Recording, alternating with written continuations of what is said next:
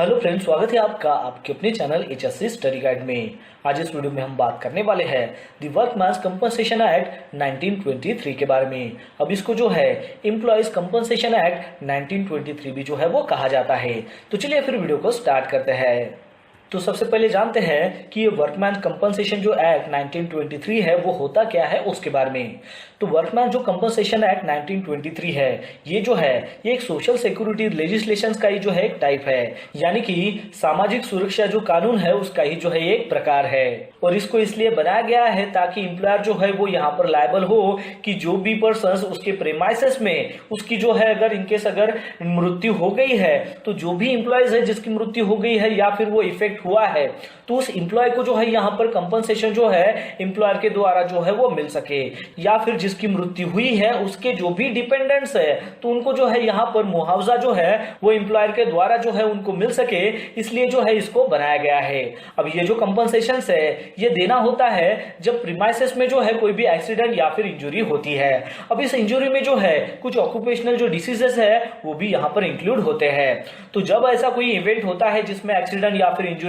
होती है और उस वक्त जो है वो जो एम्प्लॉय है वो वहां पर उसका जो एम्प्लॉयमेंट है उस एम्प्लॉयर के साथ में वो उसका चलते रहता है, और इस एक्सीडेंट की वजह से जो है कोई अगर उसको टोटल या फिर पार्शियल डिसेबलिमेंट अगर होता है या फिर उस वर्कर की जो है यहाँ पर मृत्यु भी अगर हो जाती है तो उस केस में जो है एम्प्लॉयर ने जो है कंपनसेशन देना यहाँ पर जरूरी हो जाता है, वो भी इस एक्ट के तहत। तो आपको यहाँ पर अच्छे से समझ में आ गया होगा कि वर्कमैन कंपनसेशन एक्ट 1923 क्या कहता है। मैं फिर से यहाँ पर रिपीट करता हूँ ताकि आपको अच्छे से समझ में आए। तो ये जो एक्ट है ये कहता है कि जो भी वर्कर एम्प्लॉयर के साथ में काम कर रहा है तो उस वर्कर को उस एम्प्लॉयर के साथ में जब भी वो काम करता है और उस एम्प्लॉयमेंट के दौरान जो है अगर उसका कोई एक्सीडेंट या फिर इंजुरी अगर उसको होती है तो उसके बदले में जो है एम्प्लॉयर ने जो है उसको मुआवजा देना चाहिए, यानी कि कंपनसेशन जो है वो देना चाहिए। अब यहाँ पर वर्कर का जो एक्सीडेंट होता है या फिर उसको कोई भी अगर इंजुरी होती है, मतलब यहाँ पर जो है उसका टोटल डिसेबलिमेंट हो सकता है, पार्शियल डिसेबलिमेंट हो सकता है, या फिर यहाँ तक कि जो है उसकी मृत्यु भी हो सकती है। तो उस केस में उस एम्प्लॉयर ने जो है उस वर्कर को या फिर उसके जो भी डिपेंडेंट्स है उनको जो है यहाँ पर कंपनसेशन देना ये जरूरी हो जाता है वो इस एक्ट के तहत। चलिए बात करते हैं कि ये जो एक्ट है वर्कमैन कंपनसेशन जो एक्ट है 1923 का, तो इसके आने के पहले जो है क्या स्थिति थी, हिस्ट्री क्या थी, यानी कि जो है इसको क्यों लाया गया उसके बारे में। अब वर्कमैन के लिए कंपनसेशन जो एक्ट है वो तब फॉर्म किया गया था जब जो भी सोफिस्टिकेटेड या फिर जो एडवांस मशीनरी थी तो उस वक्त जब भी लेबर जो है उसके साथ जब काम कर रहा था तो मशीनरी के जो भी वहां पर डेंजर्स थे, हजार्स थे, उसके साथ में जब वो एक्सपोज हो रहा था तब से जो है यहाँ पर कंपनसेशन जो एक्ट है उसको फॉर्म किया गया था। अब अकॉर्डिंग टू कंपनसेशन एक्ट जो 1884 था तो उसके अनुसार ये कहना था कि एम्प्लॉयर जो है उसको जो है जो भी उसके पास वर्कमैन काम कर रहे हैं तो उसको जो है कंपनसेशन देने की जो जिम्मेदारी है वो उसकी है। लेकिन उसमें यह था कि जब भी वर्कमैन का यहाँ पर कोई अगर मेजर या फिर फटल एक्सीडेंट वो भी अगर रोड पर अगर होता है तभी जो है एम्प्लॉयर जो है यहाँ पर उनको जो है यहाँ पर कंपनसेशन जो है वो देगा। जबकि 1885 में जो है माइनिंग और फैक्ट्री जो इंस्पेक्टर्स है उन्होंने ये रियलाइज किया कि ये जो फटल एक्ट है 1885 का ये जो है यहाँ पर सफिशिएंट नहीं है। अब सरकार ने इसे तब सुना जब विधानसभा के जो सदस्य और जो भी एम्प्लॉयर के यहाँ पर रिप्रेजेंटेटिव थे और जो मेडिसिन में यहाँ पर एक्सपर्ट्स थे, वर्कर्स थे और इंश्योरेंस एक्सपर्ट्स थे, तो इन्होंने जो है यहाँ पर एक कमेटी का जो है यहाँ पर गठन किया जिसने एक रिपोर्ट जो है यहाँ पर प्रदान की, जिसके परिणाम स्वरूप यहाँ पर वर्कमैन कंपनसेशन जो एक्ट है 1923 वो यहाँ पर आया। जब इस एक्ट को पास किया गया तो उसने रोक लगा दी और उन वर्कर को जो है यहाँ पर राहत प्रदान की जो आमतौर पर महंगी अदालतों के जो है यहाँ पर चक्कर लगाते थे, और वो इसलिए लगाते थे क्योंकि उनको जो है उनके काम के दौरान जो है कुछ चोट लगी थी और उसके मुआवजे के लिए जो है वो वहां पर कोर्ट का जो है यहाँ पर दरवाजा खटखटाते थे। यानी कि उनको जो चोट लगी थी काम के दौरान तो उसके मुआवजे यानी कि उसके कंपनसेशन के लिए जो है वो यहाँ पर अदालत का जो है यहाँ पर दरवाजा खटखटाते थे, वहां पर जाते थे, जो कि काफी एक्सपेंसिव था। तो उन वर्कर लोगों को जो है यहाँ पर रोक लगा दी और उन वर्कर लोगों को जो है यहाँ पर राहत मिली। चलिए बात करते हैं कि वर्कमैन कंपनसेशन जो एक्ट है उसका स्कोप क्या है उसके बारे में। तो वर्कमैन कंपनसेशन एक्ट 1923 जो है ये एप्लीकेबल है उन वर्कर लोगों के लिए जो इंडस्ट्री के साथ काम कर रहे हैं, और वो जो है इस एक्ट में जो है मेंशन किया गया है। अब इस एक्ट के तहत जो है वर्कमैन को यहाँ पर प्रोटेक्शंस मिलता है जब वो एम्प्लॉयर के साथ में काम करने के दौरान जो है उनको कोई भी जो है इंजुरीज या फिर लॉसेस अगर होता है तो ये जो है ये एक मेन इसका जो है यहाँ पर स्कोप है। मतलब ये है कि काम के दौरान अगर उसका कोई अगर एक्सीडेंट हुआ है और उसकी वजह से उसको अगर कोई इंजुरी या फिर अगर उसका अगर कोई लॉसेस अगर हुआ है तो उसके लिए जो है यहाँ पर वर्कमैन को यहाँ पर प्रोटेक्शंस मिल सके, तो ये जो है यहाँ पर वर्कमैन कंपनसेशन एक्ट का जो है मेन यहाँ पर स्कोप है। चलिए बात करते हैं कि वर्कमैन कंपनसेशन एक्ट का मेन ऑब्जेक्टिव क्या है उसके बारे में। तो वर्कमैन कंपनसेशन एक्ट 1923 जो है इसको खास तौर से इसलिए फॉर्म किया गया है ताकि एक्सीडेंट के वक्त वर्कमैन को जो है यहाँ पर कंपनसेशन प्रोवाइड किया जा सके। अब इस एक्ट में जो है ये मेंशन किया गया है कि जो भी एम्प्लॉयर है उसकी ये ड्यूटी है, जिम्मेदारी है कि वो जो है यहाँ पर वर्कर का जो वेलफेयर है उसको भी इंक्लूड करे जब वर्कर को जो है काम के दौरान जो है यहाँ पर इंजुरी होती है। और ये सेम उसी प्रकार है जैसे कि एम्प्लॉयर ने जो है यहाँ पर उसका प्रॉफिट बनाने का जो उसका जो राइट है उसको रिजर्व किया है, उसी प्रकार तो इस एक्ट का मेन एम ये है कि यहाँ पर वर्कमैन को जो है यहाँ पर सस्टेनेबल जो लाइफ है वो यहाँ पर मिल सके जब भी उसको काम के दौरान अगर कोई इंजुरी अगर होती है उसके बाद भी, यानी कि काम के दौरान जो भी उसको यहाँ पर इंजुरी होती है तो उसका जो है यहाँ पर अच्छे से वो सामना कर सके। चलिए बात करते हैं कि कंपनसेशन के लिए एम्प्लॉयर की क्या लायबिलिटी है उसके बारे में। अब एम्प्लॉयर को कर्मचारियों को मुआवजे का जो भुगतान है वो करने के लिए वो जो कर्मचारी है यानी कि जो भी वर्कर्स या फिर एम्प्लॉय है उसको जो है यहाँ पर काम के दौरान जो है यहाँ पर चोट या फिर उसका जो है अगर मृत्यु अगर होता है तो उस समय जो है वो वहां पर उसका जो रोजगार है मतलब वो जो है कंपनी के साथ जो है उसका एम्प्लॉयमेंट वहां पर होना चाहिए, यानी कि उसको जो इंजुरी हुई है वो उसके एम्प्लॉयमेंट के दौरान ही जो है वो अगर लगती है तभी जो है एम्प्लॉयर यहाँ पर कंपनसेशन देगा। या फिर काम के दौरान बाहर किसी दुर्घटना से भी अगर उसका कोई अगर परिणाम होता है मतलब उसको इंजुरी या फिर उसकी अगर डेथ भी अगर होती है तब भी उस केस में जो है एम्प्लॉयर को जो है कंपनसेशन देना होगा। तो ये जो चीजें है ये यहाँ पर 4 कंडीशंस के ऊपर जो है वो डिपेंड है। तो यहाँ पर सबसे पहला पॉइंट है कि वर्कमैन का जो है यहाँ पर जब भी एक्सीडेंट होता है और उसकी वजह से जो भी उसको इंजुरी होती है तो उसमें जो है कैजुअल कनेक्शन होना चाहिए, मतलब यहाँ पर वर्कमैन को जो है यहाँ पर पर्सनल इंजुरी होती है वो भी काम के दौरान। सेकंड पॉइंट है कि यहाँ पर जो प्रोबेबिलिटी है वो बेस है इस कारण के ऊपर कि यहाँ पर पर्सनल इंजुरी के कारण जो है यहाँ पर काम जो है यहाँ पर कंट्रीब्यूटेड हुआ है। थर्ड पॉइंट है यहाँ पर कि एम्प्लॉयमेंट कोर्स के दौरान जो है यहाँ पर एक्सीडेंट हुआ है और उसकी वजह से जो है यहाँ पर इंजुरी हुई है। फोर्थ पॉइंट है यहाँ पर कि एप्लीकेंट जो है वो यहाँ पर प्रूव करता है कि एक्सीडेंट और इंजुरी जो हुई है वो काम के दौरान हुई है और इसका जो रिजल्ट था वो स्ट्रेन था जिसने चोट को जो है यहाँ पर बढ़ाया या फिर योगदान दिया है। चलिए बात करते हैं वर्कमैन कंपनसेशन एक्ट के एप्लीकेबिलिटी के बारे में। तो ये जो एक्ट है ये एप्लीकेबल है अक्रॉस इंडिया और ये जो एक्ट है ये यहाँ पर अप्लाई नहीं होता है उस एरिया में जहां पर एम्प्लॉय स्टेट इंश्योरेंस जो एक्ट 1948 है वो कवर होता है वहां पर। चलिए बात करते हैं कि वर्कमैन कंपनसेशन का जो रूल है जिसको 2020 में चेंज किया गया है उसके बारे में।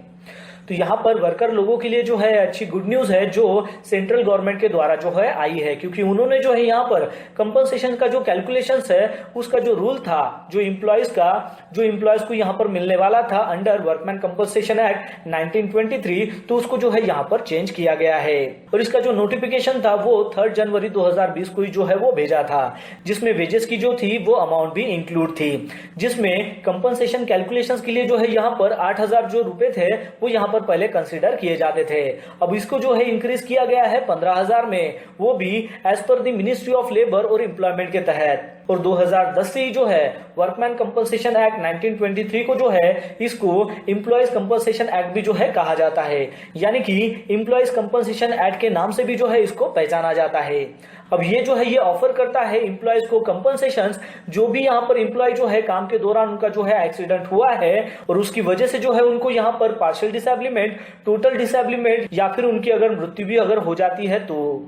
अब ये जो कंपनसेशन है ये एम्प्लॉयर के द्वारा पेड किया जाता है। अब जो भी एम्प्लॉय जो एलिजिबल है कंपनसेशन के लिए वो भी ईएसआईसी से यानी कि एम्प्लॉय स्टेट इंश्योरेंस कॉर्पोरेशन से, तो वो जो है यहाँ पर कंपनसेशन के लिए जो है इस एक्ट के तहत जो है क्लेम नहीं कर सकते हैं, यानी कि एम्प्लॉयज कंपनसेशन एक्ट 1923 के अंडर जो है यहाँ पर क्लेम नहीं कर सकते हैं, क्योंकि ये जो है ये ऑलरेडी यहाँ पर एलिजिबल है ईएसआईसी के लिए। चलिए बात करते हैं कि कौन सी ऐसी कंडीशंस है कि जिस कंडीशंस के तहत एम्प्लॉयर जो है यहाँ पर लायबल नहीं होता है कंपनसेशन देने के लिए।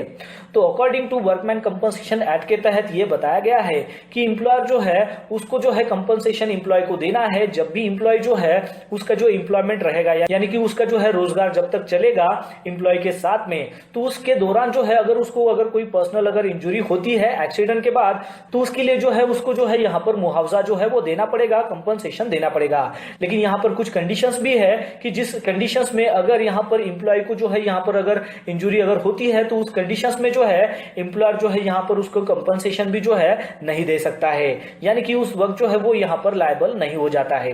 तो यहाँ पर सबसे पहला पॉइंट है कि एम्प्लॉय को जो इंजुरी हुई है तो उसकी वजह से जो है अगर उसको कोई भी पार्शियल या फिर टोटल डिसेबलिमेंट नहीं हुआ है और वो भी 3 दिन से ज्यादा तक, तो उस कंडीशंस में जो है वो उसको जो है नहीं दे सकता है। सेकंड पॉइंट है कि जो भी इंजुरीज उसको हुई है तो उसकी वजह से जो है कोई भी परमानेंट टोटल डिसेबिलिटी नहीं हुई है या फिर डेथ नहीं हुई है, लेकिन ये जो एक्सीडेंट हुआ है वो इसकी वजह से हुआ है क्योंकि उसने जो है ड्रग्स या फिर ड्रिंक करके था, यानी कि उसका सेवन करके था, तो उसकी वजह से अगर उसको चोट लगती है और उसकी वजह से जो है कोई भी परमानेंट टोटल डिसेबिलिमेंट या फिर डेथ अगर नहीं होती है तो उस कंडीशंस में भी जो है एम्प्लॉयर यहाँ पर लायबल नहीं होता है उसको कंपनसेशन देने के लिए। थर्ड पॉइंट है कि एम्प्लॉय का अगर यहाँ पर एक्सीडेंट होता है वो इसकी वजह से होता है क्योंकि यहाँ पर जो भी कंपनी के रूल्स थे उसको जो है यहाँ पर फॉलो नहीं करता है वो भी खुद से, और साथ ही साथ जो है जो भी सेफ्टी गार्ड था वो यहाँ पर रिमूव करता है, तो इसके कारण अगर उसका एक्सीडेंट अगर होता है तभी जो है यहाँ पर एम्प्लॉयर जो है यहाँ पर लायबल नहीं होता है उसको कंपनसेशन देने के लिए। चलिए बात करते हैं कंपनसेशन के कैलकुलेशंस के बारे में। तो कंपनसेशन का जो कैलकुलेशंस है वो एज पर दी एक्ट जो है वो परफॉर्म किया जाता है और वो होता है वर्कमैन कंपनसेशन जो एक्ट है 1923 का, तो उसमें सेक्शन 4 के तहत जो है ये प्रोविजन दी गई है। तो इसमें बताया गया है कि इन केस अगर एक्सीडेंट होता है जिसकी वजह से परमानेंट टोटल अगर डिसेबलिमेंट अगर होता है तो इस केस में जो है अमाउंट जो उसको मिलने वाली है वो इक्वल टू रहेगी 60% जो इंज्योर एम्प्लॉयज है उसके मंथली वेज के, या फिर 1,20,000 रहेगी, इसमें से जो भी ज्यादा रहेगी वो यहाँ पर दी जाएगी। फिर उसके बाद का पॉइंट है कि अगर एक्सीडेंट होता है जिसकी वजह से अगर डेथ होती है तो यहाँ पर अमाउंट जो है वो इक्वल रहने वाली है 50%, वो भी उसके मंथली जो वेज रहेगा उसके तहत, या फिर अमाउंट जो है वो इक्वल 1,20,000 या फिर इससे ज्यादा जो रहेगी वो यहाँ पर दी जाएगी। आपको एक बात यहाँ पर ध्यान में रखनी है कि गवर्नमेंट के द्वारा नए रूल के अनुसार यहाँ पर वर्कमैन कंपनसेशन एक्ट 1923 के तहत जो है कंप्यूटेशंस के लिए जो है यहाँ पर 15,000 रुपए जो है वो यहाँ पर उसकी जो है मजदूरी माना जाता है, उसका जो है वेज माना जाता है। चलिए बात करते हैं कि ये जो वर्कमैन कंपनसेशन एक्ट 1923 है इसमें क्या क्या दिया गया है, यानी कि इसमें क्या इंडेक्स है। तो इसमें जो है टोटल 4 चैप्टर दिए गए हैं, वो सेक्शन की अगर बात करें तो टोटल 36 सेक्शंस है। तो इसमें चैप्टर 1 है प्रिलिमिनरी का जिसमें सेक्शन 1 से लेकर 2 तक है। चैप्टर 2 है एम्प्लॉयज कंपनसेशन का जिसमें सेक्शन 3 से लेकर 18A तक है। चैप्टर 3 है कमिश्नर्स का जिसमें सेक्शन 19 से लेकर 31 तक है। चैप्टर 4 है रूल्स का जिसमें सेक्शन 32 से लेकर 36 है। चलिए बात करते हैं वर्कमैन कंपनसेशन एक्ट 1923 के चैप्टर 1 प्रिलिमिनरी के बारे में। अब ये जो चैप्टर 1 है प्रिलिमिनरी इसमें जो है सेक्शन 1 से लेकर 2 है। तो इसमें जो है सेक्शन 1 है short title extend and commitment के बारे में। तो इस एक्ट को जो है एम्प्लॉयज कंपनसेशन एक्ट 1923 जो है वो भी कहा जाता है, यानी कि इस नाम से भी जो है इसको पहचाना जाता है। अब ये जो एक्ट है ये पूरे इंडिया में जो है यहाँ पर एक्सटेंड किया गया है। अब इस एक्ट को जो है फोर्स में लाया गया था 1 डे ऑफ जुलाई 1924 को। फिर उसके बाद है सेक्शन 2 जिसमें जो है कई सारी डेफिनेशंस बताई गई है, जिसमें commissioner, compensation, dependent, employ, employer, managing agent, minor, partial disablement, qualified medical practitioner, seaman, total disablement और वेजेस के बारे में जो है बताया गया है। चलिए बात करते हैं वर्कमैन कंपनसेशन एक्ट 1923 के चैप्टर 2 के बारे में, जो है एम्प्लॉयज कंपनसेशन। अब ये जो चैप्टर एम्प्लॉयज कंपनसेशन है, तो इसमें जो है सेक्शन 3 से लेकर 18A तक दिए गए हैं। तो इसमें सेक्शन 3 है employers liability for compensation, section 4 है amount of compensation, section 4A में बताया गया है compensation to be paid when due and penalty for default. Section 5 में बताया गया है वेजेस को कैलकुलेट करने की क्या मेथड है उसके बारे में। सेक्शन 6 है रिव्यू का, सेक्शन 7 है हाफ मंथली जो पेमेंट्स है उसके कम्यूटेशंस के बारे में, सेक्शन 8 है कंपनसेशन डिस्ट्रीब्यूशंस के बारे में, सेक्शन 9 है कंपनसेशन को यहाँ पर असाइन नहीं किया गया है या फिर अटैच या फिर चार्ज किया गया है। सेक्शन 10 है नोटिस और क्लेम का, सेक्शन 10A है power to require from employer statements regarding fatal accident, section 10B है report of fatal accidents and serious bodily injuries, section 11 है मेडिकल एग्जामिनेशन, सेक्शन 12 है कॉन्ट्रैक्टिंग, सेक्शन 13 है remedies of employer against stranger, section 14 है insolvency of employer, section 14A है compensation to be first charge on assets transfer by employer, section 15 है special provisions relating to masters and seamen, section 15A है special provisions relating to captains and other members of crew of aircrafts, section 15B है special provisions relating to employees abroad of companies and motor vehicles,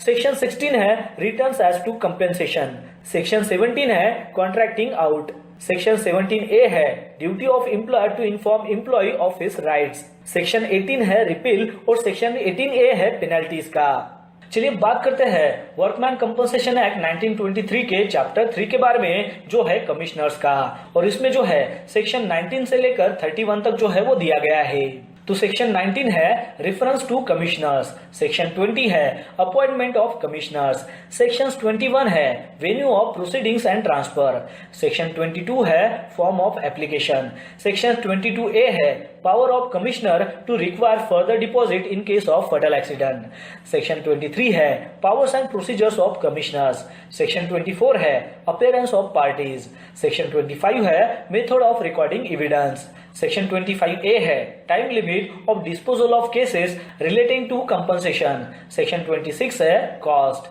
section 27 है power to submit issues, section 28 है registration of agreements, section 29 है effect of failure to register agreements, section 30 है appeals, section 30A है omitted, section 31 में है recovery.